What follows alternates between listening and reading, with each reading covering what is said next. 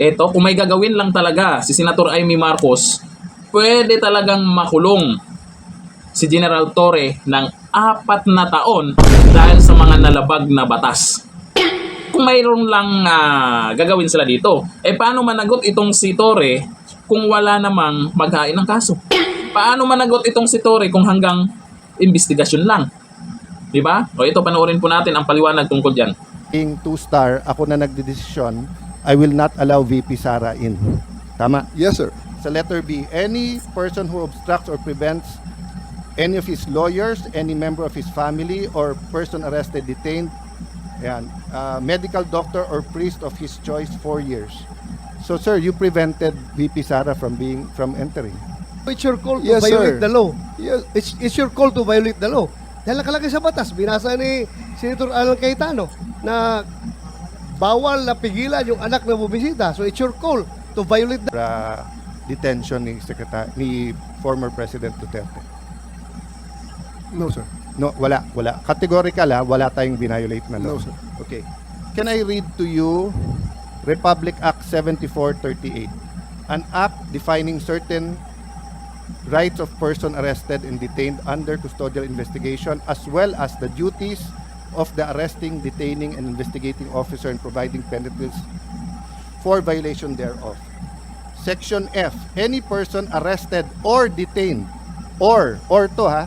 arrested, detained, or under custodial investigation shall be allowed visits by or conference with any member of the immediate family or any medical doctor or priest, minister chosen by him or by any member of his immediate family or by his counsel. I saw the video, sir. President Duterte was asking for his own doctors. Ang sabi nyo, hindi, may dala kayong doctor na colonel. Tama po ba? That's one part, sir. Yes, so Pero- you did not allow him to bring in his own doctor. There's another video that will show that he has his doctors from the Cardinal Santos. Yes, and he was saying kulang yon kasi ano pa sila, di ba? Yung iba pang doctors, pero hindi na pinayagan. There's videos from outside, yung ibang gamit, etc. Correct, sir? So, you can answer. Hindi to yes or no. So, to your point, did you allow all of his doctors in or no? Sir, we have substantial doctor. I think we have complied with 7438, sir. Okay, it doesn't say here substantial. We It have says complied with here... 7438, sir. No, sir. Ang sabi kasi dito, his choice. Hindi nyo choice. Hindi nyo choice i-limit yung doctors niya. Ang sabi nyo, substantial. So, I will clarify. Were there doctors that he requested you did not allow in? Yes I was or not no? aware of that, sir. Okay. You're not aware kung meron pinapasok o wala. Kung meron siyang ibang Okay. additional doctor, But sir. I saw the video wherein you're saying 2-star, ako na nagdedesisyon, I will not allow VP Sara in. Tama? Yes, sir. Okay. Hindi ba siya anak? Ang nakalagay dito, the person's immediate family shall include his or her spouse, fiancé, parent or child, brother, sister, grandparent, grandchild, uncle, aunt, nephew, niece, etc. Ang penalty nito ay 4 na taon ata na kulong. Penalty clause. Any arresting public officer, employee, or any investigator who fails to inform any person arrested, detained, or under custodial investigation of his right to remain silent and to have competent penalty of not less than 8 years. Ito, sa letter B, any person who obstructs or prevents any of his lawyers, any member of his family, or person arrested, detained, medical doctor or priest of his choice 4 years. So, sir, you prevented VP Sara from entering. At the outset, sir, maraming salamat sa pagbigay sa akin ng pagkakataon na ito para maklarify yan, sir. Dahil nung first hearing natin, sir, ay palagay ko na-explain na lahat yan, sir. At nagkaroon ng napakaraming mga... Nung first hearing, sir, ang pinag-usapan kasi doon na lawyer, ako, upon looking at the Constitution, kaming mga senador, we cannot appear before the court but we can practice. Pero ang presidente, vice president cannot practice. So kasama na ako doon at yung ibang nagsabing abogada, pero nung nakita ko tong batas na to, nakalagay, pag anak, you cannot stop them from visiting. And nakita ko yung video, but sabi nyo nga, may kompleto kayong video, that's why I'm asking you, baka naman pinapasok nyo nang hindi ko alam. Sabi mo, 2-star, sir, ako na. Ako nagdesisyon nito, sir. I don't know if you use the word ako mananagot. So, simple lang question ko, did you prevent VP Sara from seeing her father? Yes or no? Can I expound on it, sir, before I answer the yes, Yes, or no, go ahead. sir? Thank you, sir. Kaya ako nagpapasalamat, sir, na ma-expound yan, sir. Dahil after the first hearing, medyo marami-rami ang lumabas, sir, ng mga misinformation regarding that matter, sir. Yes, sir, I did I did deny the request of President Duterte for him to allow VP Sara to enter, sir. Kasi nga naman, sir, mag-aalas 10 na yun, sir. And that is already around 12 hours after we first got him into custody. The VP has all the chances to be with the President earlier that day. We are expecting her. Actually, sir, mga alas 3 pa lang, may information na darating siya. And kung gusto talaga nilang pumasok, sir, pwede naman, sir, eh. Kasi, Hinadlangan mo nga eh, di ma'am, ba? sinundo, Parang ma'am, sa loob ng Villamor. Sinabi nga ninyo na hinarang, di ba? Sabi Yes, niyo, ma'am. Ito, kasi mama, gabi na, I matagal na. I did, ma'am, I did really prevent that from the VP. I told the President that she can visit her on the detention cell in Hague.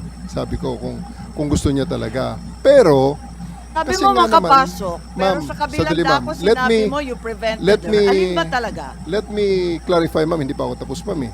May Hindi, iba-iba Okay, lang ah. yung sinasabi mo eh. Ma'am, patapusin niyo ako kung pwede. Kung pwede, ma'am. Okay lang. Kasi ma'am, Madam Chair, meron tayong, I think the resource person is if you will allow me. ha?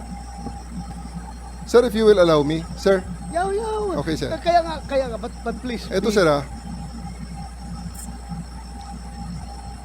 After all was being said and done, yung sasakyan ni Hanilet, sir, and 5 other vehicles, nakapasok at sinundo sila, sir.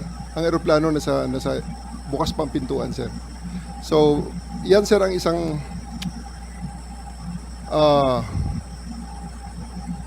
tumayong balahibo ko nun, sir, noong panahon na nakita ko, naku, andyan yata si VP Sara, andyan si Bongo nakapasok na. Kasi sinusundo na, sir, si Hanilet at saka si Kitty, sir, ng kanilang mga sasakyan, together with the other entourage. Bakit nila sumabay dun, sir, sa tarmac? Bukas pa naman, sir, ang pintuan. Alam mo, Madam Chair, Sir, Nick, Sir. you That's a new ibig pong information, sabihin, sir. ah. kung pwede pumasok yung si Ma'am Hanilit at saka si Kitty, gusto mo ring sabay-sabay na sila. Sir, ganito. Hindi ko dinideny na pinrevent ko si VP Sara na pumasok based on the request of the president, the former president. Okay, The reason for that, you prevented VP Sara from entering. yes, ma'am. Okay. Because the reason for that is that 12 hours na ang nakalipas at tapos na ang lahat ng mga delaying tactics. Nick, I cannot allow that, and Madam otherwise, Chair, Nick, magiging magulo pa ang situation, Nag-expire sir. pala yung karapatan ng akusado. may expiration date pala yung karapatan ng anak na bumisita sa kanyang tatay. Sir, we do believe, ako, sir, personally, that's my call at that time because I'm operating on the premise na So ang it's your aking call. mission. So it's your call to Yes, violate sir. the law. Yes, It's your call to violate the law. Dahil nakalagay sa batas, binasa ni Senator Alan Cayetano na bawal na pigilan yung anak na bumisita. So it's your call to violate the law. hindi sa ganong context, sir. Oo. Anong konteksto? Anong Kasi konteksto sabi mo? mo lang, talagang hinadlangan mo yung pagpasok eh. Mr. President, I won't belabor the point kasi sinagot nyo naman, sir, yung tanong ko. Kasi nga, going back to Ambassador Lacanilao, that's a violation of the law. If you look at the law, it says arrested, detained, and custodial investigation. Kung arrested lang to, baka may lusot, 12 hours, 6 hours, matagal na. Pero ang nakalagay sa law kasi, you cannot deny pag arrested, detained, and custodial investigation. No if, no buts tong batas na to because nga, in the past, lalo pagka wala pa namang internet masyado nito eh. 1992, no? Wala pa masyado yung mga bago pa lang yung mga cellphone na ba nito or ano? But ang point, sir, there's no exceptions here. So that's a matter of defense kay General Torre. But just to pursue this, yung doctors ho ba ni President Duterte certified him fit to travel? di ba sabi niyo sir, eventually pinapasok niyo rin doktor niya.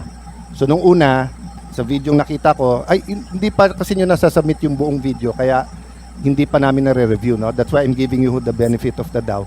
Kasi I'm not an eyewitness, I didn't see and even if I'm not an eyewitness, I didn't view the video, no?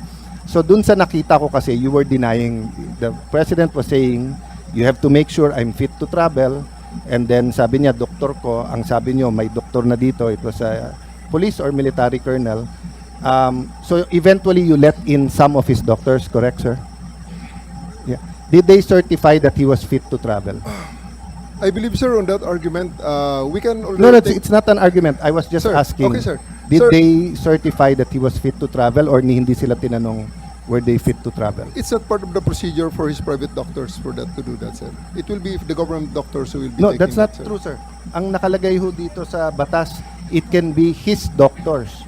Magiging inutil yung batas if you invite your doctors and then they cannot certify. So, ang mangyayari nun, if they certify hindi pwede, sinertify ng gover doctor pwede, korte ang magsasabi at kakasuhan yung doktor na nagkakamali. Hindi mo pwede basta't i-replace ng government doctor yung, so like now, no? If anyone here biglang nag-faint at sinabing hindi na siya pwedeng mag-appear dito, we have a Senate doctor. But if it's the doctor of the witness who tells us, we cannot immediately judge on the two. Kasi even dito po sa surrender, may mga tanong about being fit to travel na ang nakalagay nga and even yung baka mapahamak yung kapitan kasi kung titignan niyo po yung yung Yes. pinirmahan ng kapitan, sa pinirmahan niya po may nakalagay doon saan yun? Yes, Senator Cayetano, kung pwede lang Yeah, i-clarify, anyway, ang nangyari, si Kitty, sinabi talaga na hindi pinapasok yung doktor. At sinabi ni Dr. Rosa Alensi na ang dating Pangulo, napakataas na ng kanyang diabetes, umabot ng 328, he needs to be admitted directly to a hospital. Nagkaroon ng diskusyon doon sa Villamor, pinatawag yata nung isang Colonel Dr. Donald Palma, cardiologist, na hindi siya nasa kalagayan na magbiyahe ng mahaba, pero pinirmahan ni Dr. Colonel Jonathan Rico, isa na namang Armed Forces Doctor, Commanding Officer ng Air Force, na pwede siyang bumiyahe. So, ibig sabihin, maliwanag na ang pumirma ng certification of fit to travel ay hindi kanyang doktor na hindi pinapasok, kundi doktor ng AFP. Correct ba ho ang pagkakwento ni Madam Chair. Chairperson? Look, Senator Go, just before ito yung dahilan kung ba't ko tinatanong Sabi nga ni SOJ sub judice meron na request by petition for writ of habeas corpus. Ang aking concern ngayon, kasi ang bata, ang ginagaya, hindi yung salita natin, yung gawa. And I think ganun din sa batang pulis, batang militar, batang tanod, batang NBI. They're watching now. So what if someone was arrested in Tawi-Tawi? Can he be visited by his family anytime? And can his doctor, they say, hindi mo pwede ilipad ng Manila yan? That's why I'm asking all of this because according to Ambassador Marcos, Alacanilaw, walang violation. Sabi niyo, walang violation, pero apparent dito. No? So I just want to put that on record. Sana malinaw natin yan. Isa pa lang yan. Sa dami ng ginawa niyang paglabag, ayon po yan sa mga nakikita po natin na magaling sa batas. Isa lang yan yung pagpigil niya kay Vice President Sara Duterte. Ito yung tanong dyan. Mapaparusahan ba yung tao kung wala namang magrereklamo? Puro lang ganyan, investigasyon sa Senado. Pera din ng taong bayan yung pinaglalamon nyo dyan. Sana O all. tapos, ano ngayon? Pagkatapos niyan, sabi natin, 4 na taon kang makulong, Tore, dahil sa ginawa mo. May gagawin ba sila kay General Torre? Itong kay Senator Amy Marcos, sana naman, hindi tayo matatapos lang sa ganyan-ganyan, Senator. Hindi yung ginawa mo yan kasi kaibigan mo si BP Sara, tapos nagpasaklolo ka na kay BP Sara dahil bagsak ka sa survey hanggang ngayon at kinabahan ka na, malapit na ang eleksyon. Dapat may resulta. Yung ilang beses na Senate hearing, dapat may maparusahan kasi nakikita ng lahat kung ano talaga ang maling nagawa sa pag-aresto kay dating Pangulong Duterte. Hindi lang yung, ay maparusahan yan, ay magkukulong yan. Hindi mangyayari yan pag walang aksyon na gagawin pagkatapos ng paimbestiga nyo dyan. Kaya naman, ano lang, para lang may sasabihin na may ginagawa dahil mag-eleksyon. Bulahin mo, lelang mo. Hanggang dito na lang, thank you. Bye-bye.